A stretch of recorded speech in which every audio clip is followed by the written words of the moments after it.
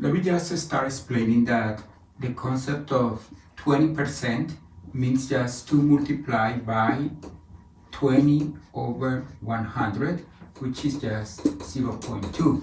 For example, if you go to the restaurant and you spend $50 and you want to tip 20%, then just multiply 50 by 0.2, and this is $10 tip.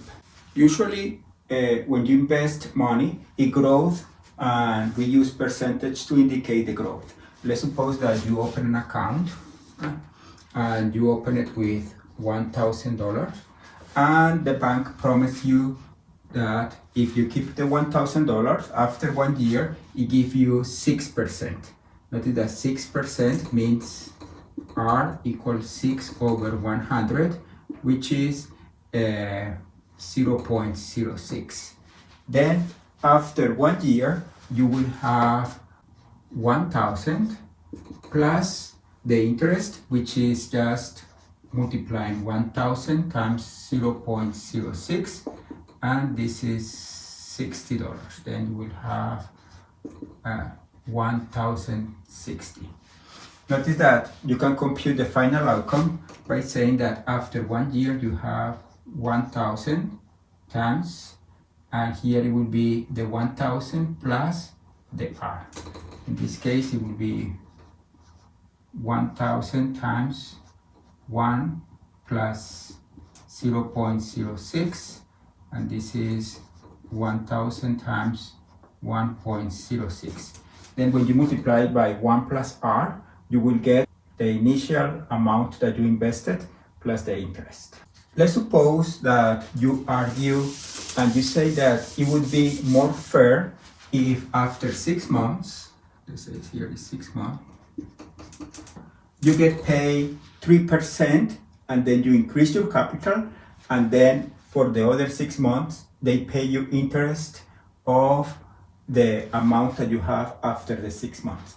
Then after 6 months, if you have 3% here, you will have 1,000 times 1.03. This is the 1 plus R, which is 1,030. And once you have 1,030 after 6 months, here for the other 6 months, you will have 1,030 times 1.03, and this is equal to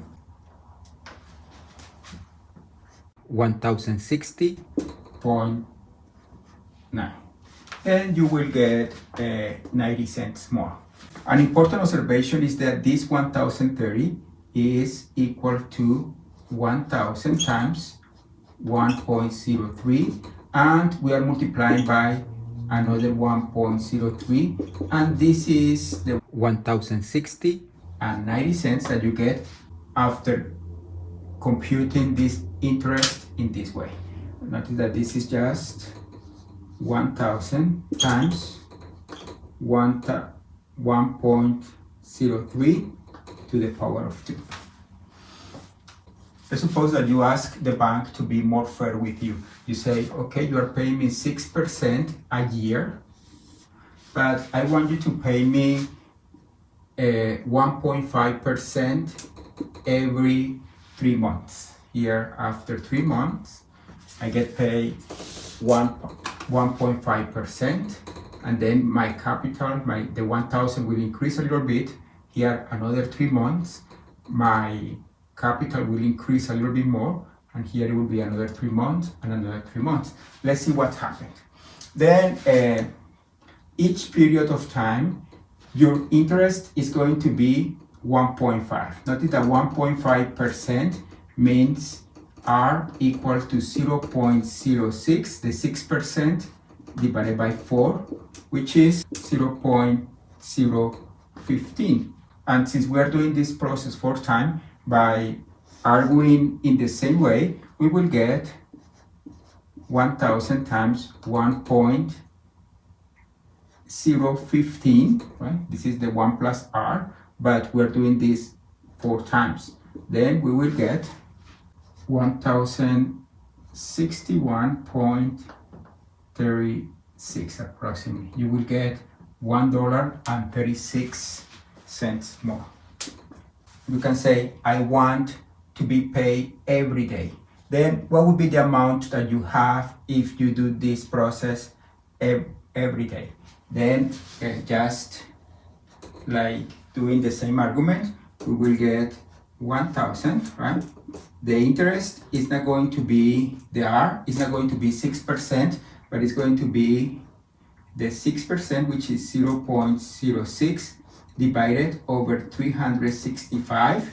And we're going to do this process 365 times. Then when we do this formula, we will get 1061.83.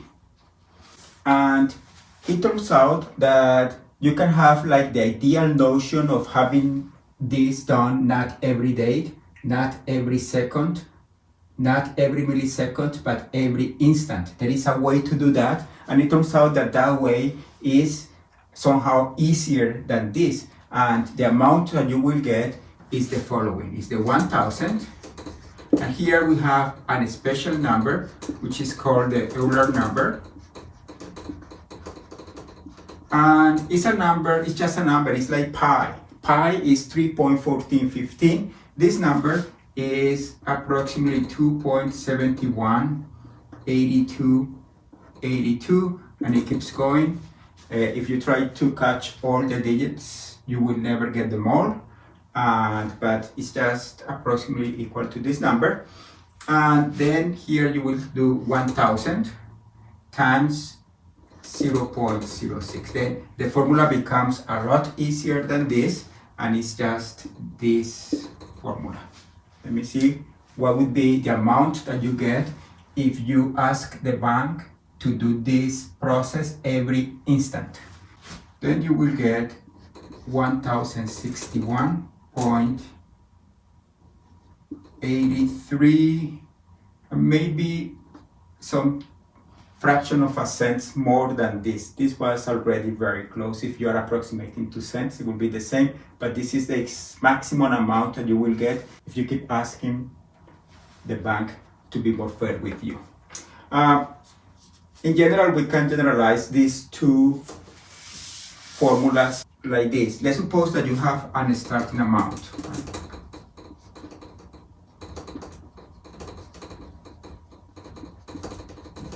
And the bank promised you an interest rate. Let's say that this is annually. And this process, in this case, when I divide it in 4 pieces, this is called compounding 4 times. But in general, n represents number of compounding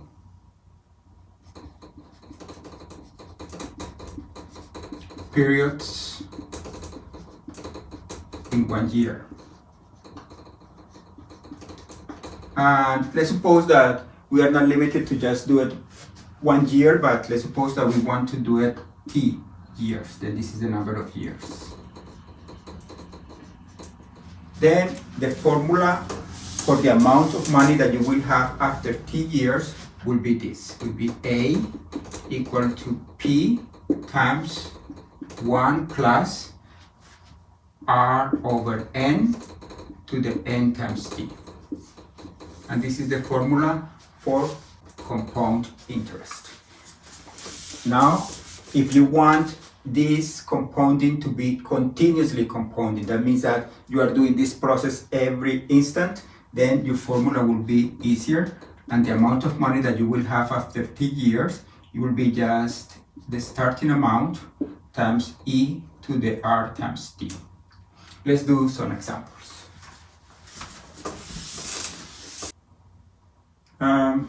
My son was born in the year 2000, and let's suppose that I decided to invest $5,000 at that time with an interest rate of let's say 5% annually. And let's suppose that the bank is compounding this every semi-annually. Semi-annually means n equal to twice a year. Then now let's say after 21 years, let's suppose that t is 21, how much money would I have if I would have kept that 5,000 in the bank? Okay, then the formula is this, right? In this case, the amount of money would be 5,000 times 1 plus R equal 5% means R equals 0.05, and then this is 0.05 over 2 times 2 times 21, and this is equal to 14,104.98 what would be the amount if the interest is not compounded semi-annually but is continuously compounded? Then the formula here is 5,000 times e to the 0.05 times the time. In this case the time is 21. Notice that here we use n times t, and here you just use r times t, and this is equal to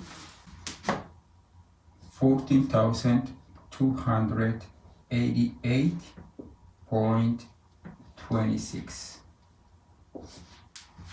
Okay, let's do more examples. Let's suppose that your starting amount is $10,000, and at some point, let's say that after 14 years, you have $23,000, and let's suppose that you are compounding 4 times a year.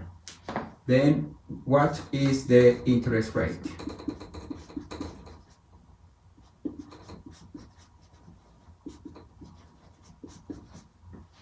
Then let's use this formula. Here we have the final amount, which is 23,000. P is 10,000. And we know that here is 1 plus R over N. N is 4. And to the power of 4 times 14. Then we can divide by, we need to solve for R. We can divide by 1,000 and we get 2.3 equal to 1 plus R over 4 to the 56. And then we take the 56 root in both parts. Then we get that 1 plus R over 4 is equal to 2.3 to the power of 1 over 56. Notice that the square root of a number is that number to the 1/2. The cubic root of a number is just that number to the 1/3. And here we are using that the 56th root of this number is denoted like this. We can do this in the calculator and we get that R over 4 is equal to 2.3 to the 1/56 minus 1. And that means that R is equal to 4 times 2.3 to the 1/56 minus 1. Let's see, what is this number? R is 0.0593938. Then, which is approximately equal to 0.06. And that means that the interest rate is approximately 6%. Notice that in general, when there are some unknowns, we can use this formula to solve for the unknown. In this case, we solve for R. Sometimes we need to solve for P, which is somehow easier, and solving for N would be a little more challenging.